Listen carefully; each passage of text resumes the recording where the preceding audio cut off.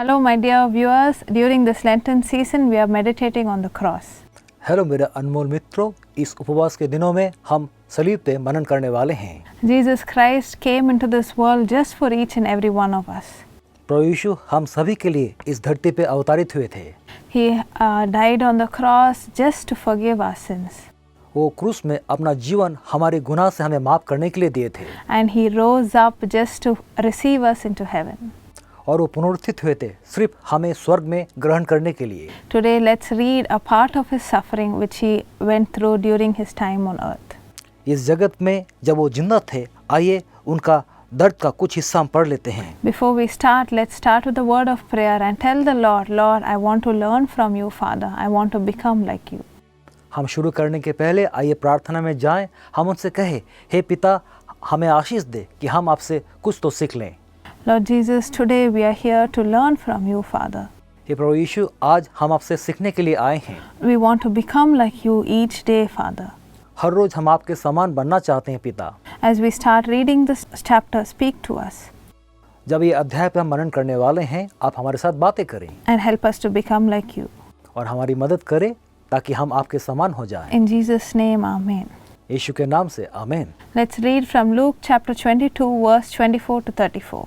आइए लूका 22 अध्याय 24 से 34 तक हम पढ़ लेते हैं। A dispute also arose among them as to which of them was considered to be greatest. उनमें से ये वाद विवाद भी हुआ कि उनमें से सबसे बड़ा कौन है। Jesus said to them, The king of the Gentiles lord it over them, and those who exercise authority over them call themselves benefactors. उसने उनसे कहा, अन्य जातियों के राजा उन पर प्रभुता करता है और जो उन पर अधिकार रखते हैं वे उपकारक कहलाते हैं। But you are not to be like that. Instead, the greatest among you should be like the youngest, and the one who rules like the one who serves. परंतु तुम ऐसे ना होना, वरन जो तुम में बड़ा है वो छोटे के समान, और जो प्रधान है वो सबका सेवक बन जाए। When we see this verse, we see how the disciples are arguing among themselves. हम जब ये वचन देखते हैं, हम देख सकते हैं कैसे चेले अपने आप में वाद विवाद कर रहे थे। This was just after Last Supper, and after their supper, the disciples were sitting around the dining table and they started arguing. ये बिल्कुल उनका अंतिम भोज के बाद हुआ। वो लोग साथ साथ बैठ के आपस में वाद विवाद कर रहे थे। In our house, we know how every time when we sit in the dining table only everything happens. हमारे घर में भी हमें पता है, जब भी हम भोजन में बैठते हैं इस तरह का वाकया हमारे साथ हो जाता है। We speak about things that happened during the day. उस दिन जिस तरह का वाकया हमारे साथ होता है उसके बारे में हम बात करते हैं। We take major decisions in the dining table. हम जो है डाइनिंग टेबल में बड़ा कठिन निर्णय लेते हैं। We also have lot of arguments, and we argue among our family during when we sit in the dining table. हमारे परिवार के बीच कई बार वाद विवाद हो जाता है जब हम डाइनिंग टेबल में बैठते हैं। In the same way, the disciples also were just like us. हमारी तरह उनके चेले भी उस तरह का बर्ताव कर रहे थे। As soon as they finished dinner, they sat and they started arguing. भोजन के बाद उन्होंने बैठ के आपस में वाद विवाद करने लगे। They asked the Lord, Lord, who will be the greatest amongst us? उन्होंने परमेश्वर से पूछा, हे प्रभु, हम में से सबसे बड़ा कौन बनने वाला है। But the Lord said, whoever wants to be the greatest should be the smallest. लेकिन परमेश्वर ने कहा, तुम में से जो भी प्रधान होना चाहता है उनको सबसे छोटा बनना पड़ेगा। In order to be great, you have to be humble. महान बनने के लिए आपको दीन बनना पड़ेगा। Let's read from Philippians chapter 2, verse 3. आइए फिलिपियो 2 अध्याय उसका 3 पढ़ लेते हैं। Do nothing out of selfish ambition or vain conceit. Rather, in humility, value others above yourselves. विरोध या झूठी बड़ाई के लिए कुछ ना करो, पर दीनता से एक दूसरे को अपने से अच्छा समझो। Yes, how can we be humble in this world? इस जगत में हम कैसे विनम्र बने रह सकते हैं? We have to value others above us. हमें औरों को खुद से बेहतर समझना पड़ेगा। We see in the life of Jesus how in each and every incident he valued others above him. हम यीशु के जीवन से देख सकते हैं हर एक स्थिति में औरों को उन्होंने खुद से महान समझा। Even when people teased him, even when they ridiculed him before the crucifixion, he valued them above himself. जब क्रूस में थे, लोगों ने उनका मजाक उड़ाया, उनका उपहास किया, लेकिन उन्होंने उस वक्त भी उनको अपने से बड़ा समझा। He was humble in each and every incident. वो हर एक समय में बहुत विनम्र थे। In the same way, the Lord asks us also to be humble today. उसी तरीके से परमेश्वर आज भी हमसे भी विनम्रता की उम्मीद कर रहे हैं। Let's read the next verse, verse 27. For who is greater, the one who is at the table or the one who serves? Is it not the one who is at the table, but I am among you as one who serves? आइए वचन 27 हम देख लेते हैं। यहाँ ऐसा लिखा है, क्योंकि बड़ा कौन है, वो जो भोजन पर बैठा है या वो जो सेवा करता है? क्या वो नहीं जो भोजन पर बैठा है, परंतु मैं तुम्हारे बीच एक सेवक के समान बैठा हुआ हूँ। Yes, the Lord Himself, the creator of this entire universe, came down to serve. जी हाँ, स्वयं परमेश्वर, इस धरती को बनाने वाला परमेश्वर हमारी सेवा करने के लिए उतर आए थे। He was so humble that He came down just to save each of us. वो बहुत ही विनम्र थे, हम सभी को बचाने के लिए इस धरती पे अवतरित हुए थे। And during this Lenten season, let's remember Christ's sacrifice on the cross. आइए इस उपवास के दिनों में प्रभु यीशु का सलीब में जो बलिदान है उसके बारे में हम याद कर लेते हैं। Let's remember how He was so humble in this earth. आइए हम स्मरण कर लेते हैं इस जगत में वो कितना दीन थे। Even though we might have hurt Him so many times, कई बार शायद हमने उनको चोट पहुंचाया है, we might have been disobedient to His word. कई बार हमने उनका आज्ञा को माने नहीं है, But when we are humble and when we lay down at His feet, the Lord forgives us. लेकिन जब हम दीन बने रहते हैं और उनका चरणों में बैठते हैं, परमेश्वर हमारी सारी गुनाह से हमें माफ करते हैं। During this Lenten time, let's meditate on this and tell the Lord, Lord, I want to be humble. आइए इस उपवास के दिनों में परमेश्वर से कहें, हे परमेश्वर, हम आपके समान विनम्र बने रहना चाहते हैं। If the Holy Spirit is convicting you of a sin today, tell the Lord, I want to be humble and forgive me of this sin. अगर पवित्र आत्मा आपको आज कायल कर रहे हैं, आप परमेश्वर से कहें, हे परमेश्वर, हम विनम्र बने रहना चाहते हैं, इस गुनाह से मुझे दूर रखें। And the Lord will surely forgive you. और परमेश्वर निश्चित रूप से आपको माफ करेंगे। Let's read next verse, verse 28. आइए अगली वचन 28 पढ़ लेते हैं। You are those who have stood by me in my trials, and I confer on you a kingdom, just as my Father conferred one on me. तुम वो हो जो मेरी परीक्षाओं में लगातार मेरे साथ रहे, और जैसे मेरे पिता ने वैसे ही तुम मेरे साथ राज्य में ठहरे हो।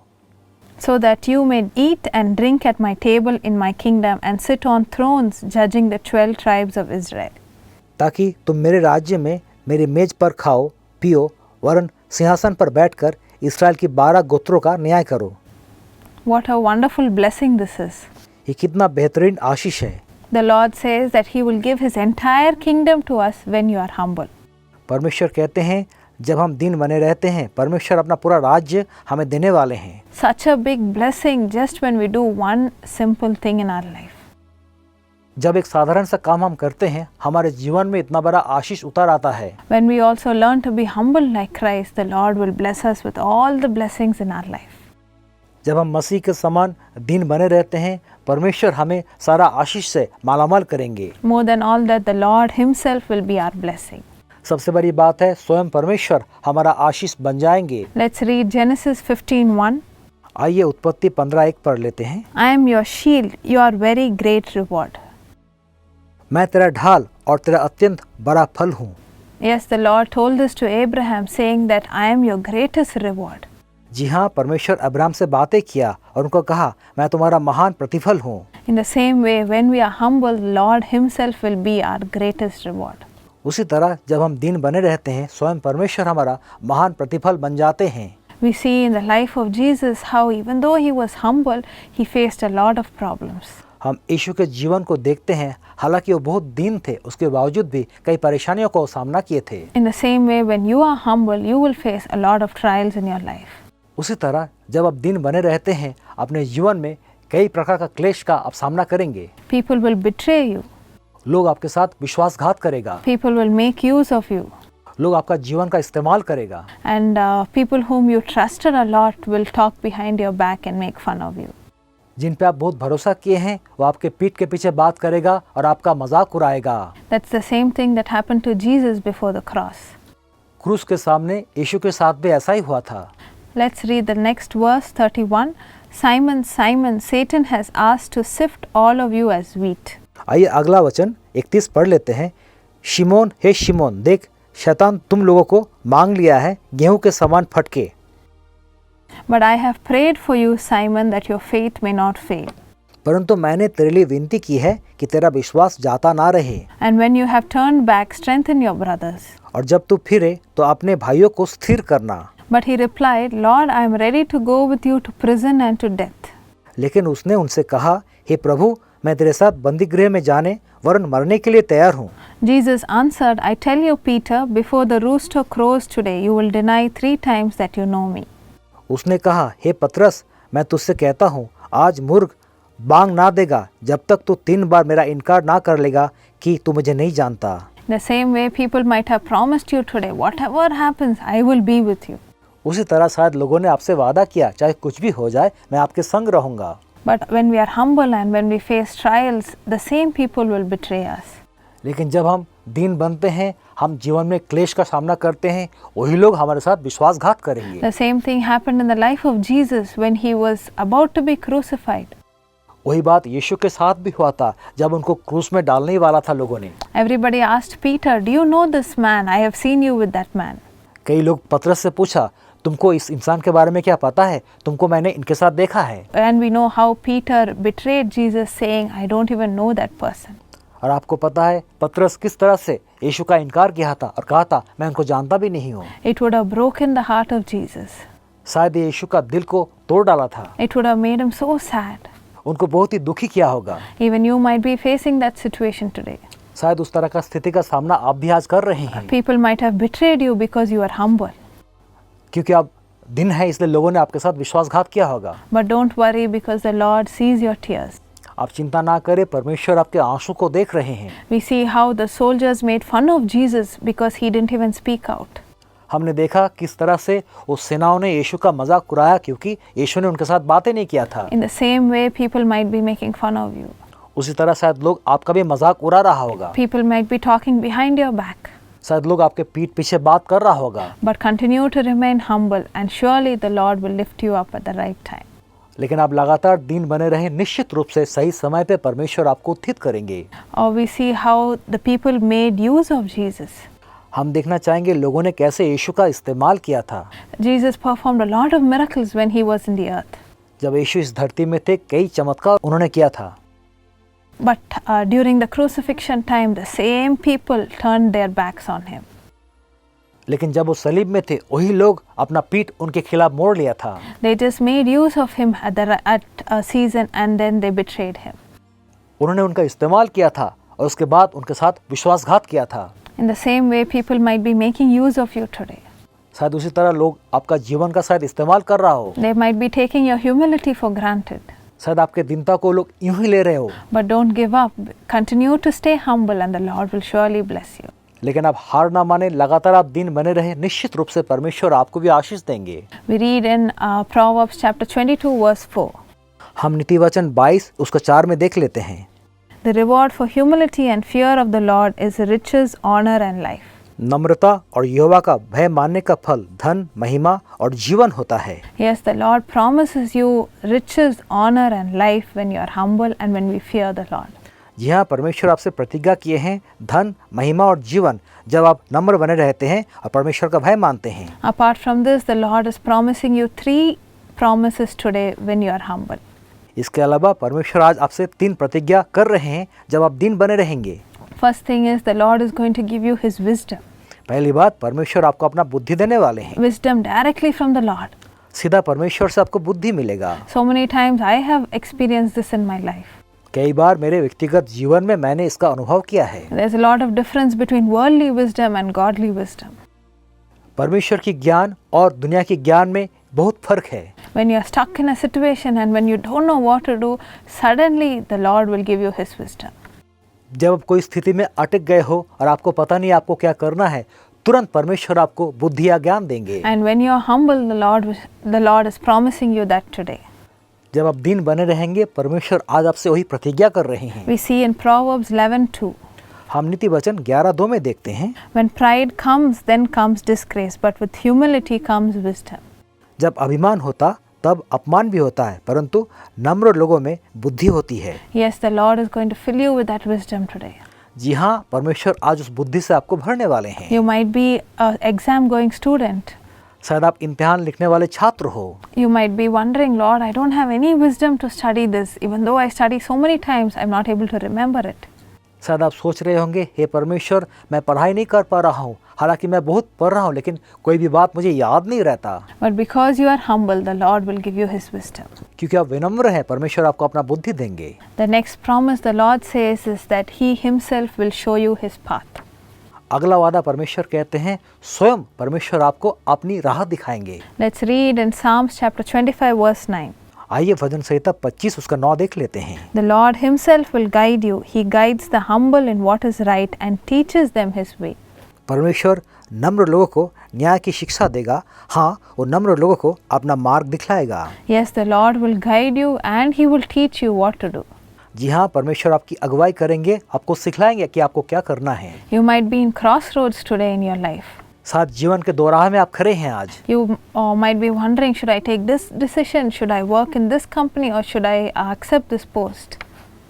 शायद आप उलझन में हैं, क्या मैं ये निर्णय लूँगा, ये पोस्ट क्या मैं एक्सेप्ट करूँगा, इस रास्ते में क्या मैं चलूँगा?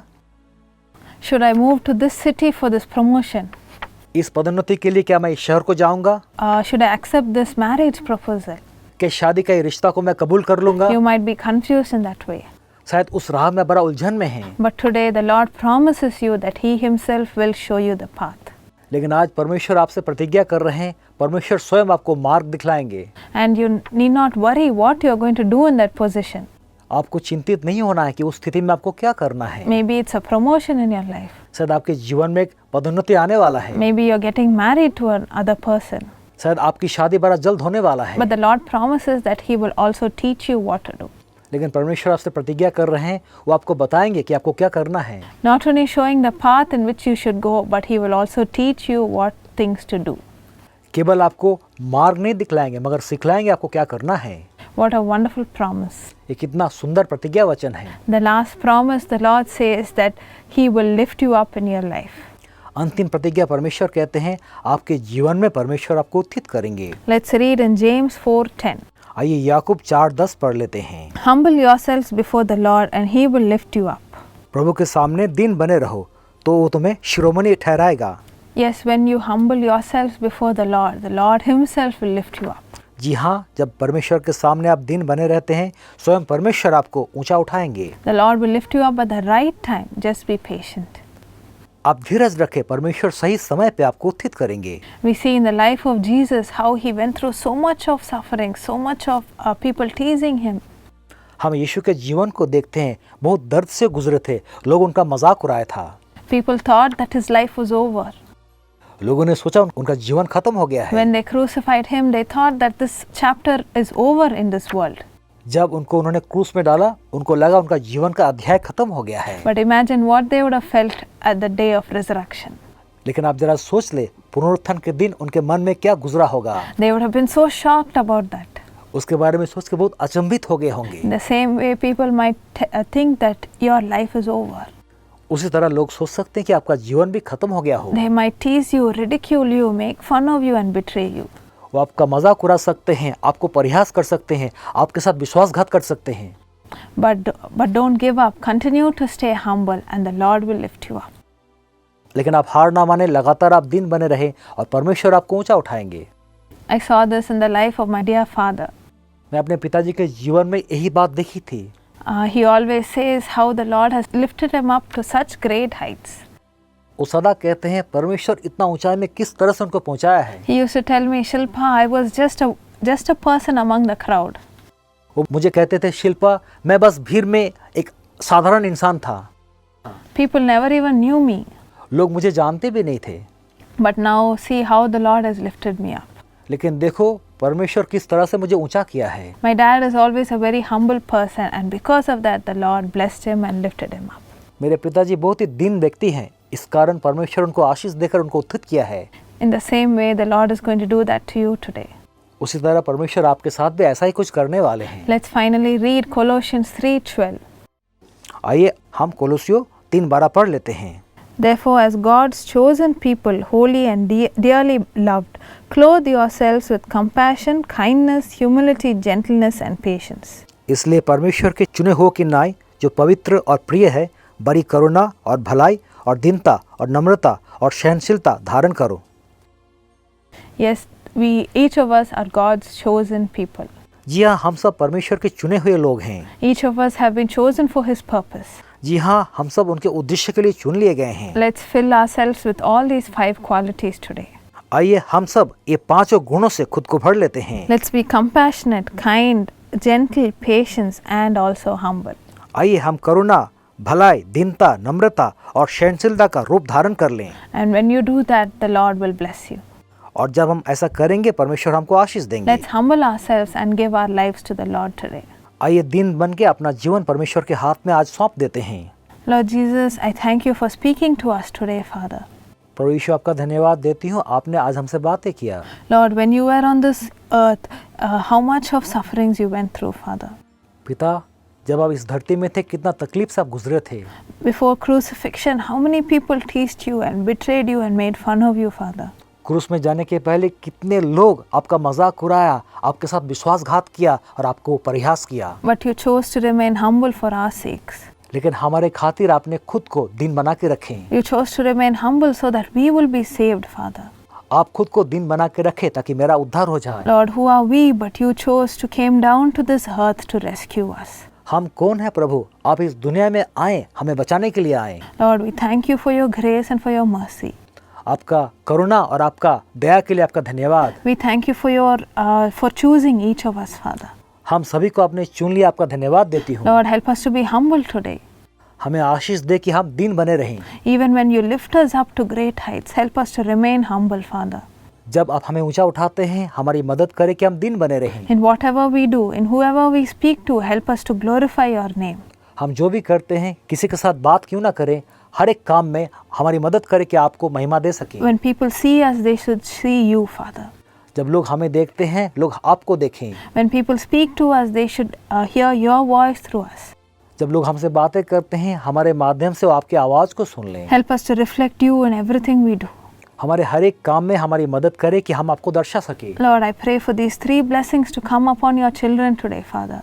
पिता, मैं प्रार्थना करती हूँ आपके बच्चों के जीवन में ये 3 आशीष उतर आए। Let them be filled with your wisdom. वो आपके बुद्धि से भरपूर हो जाए। Let them know the path that they have to take in their life. अपने जीवन में जिस मार्ग से चलना है उस मार्ग को जान लें। Without any confusion, let them be so clear about that, Father. बिना उलझन के हर एक बात उनके सामने स्पष्ट हो जाए। Lord, let them be raised to great heights. महान ऊंचाई तक उनको उत्थित करें। Greater heights than they've ever imagined. उनके सोच से बढ़कर महान ऊंचाई तक उनको उत्थित करें। Greater heights than they've ever thought about. उनके सोच से बढ़कर ऊंचाई में उनको उत्थित करें। Lord, let your blessing come upon them, Father.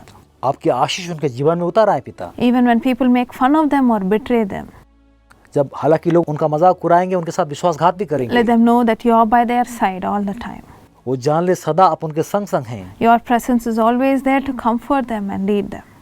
सदा आपकी हुजूरी उनकी तसल्ली के लिए, उनकी अगुवाई के लिए उनके साथ बरकरार रहेगा। Lord, help us to stay humble from today onwards. पिता, आज से हमारी मदद करें कि हम दिन बने रहें। In Jesus' name I pray. Amen. यीशु के नाम से प्रार्थना मांगती हूँ, आमीन। So my dear friends, continue to stay humble and the Lord will surely bless you. मेरे अनमोल मित्रों, लगातार आप दिन बने रहें, परमेश्वर निश्चित रूप से आपको आशीष देंगे।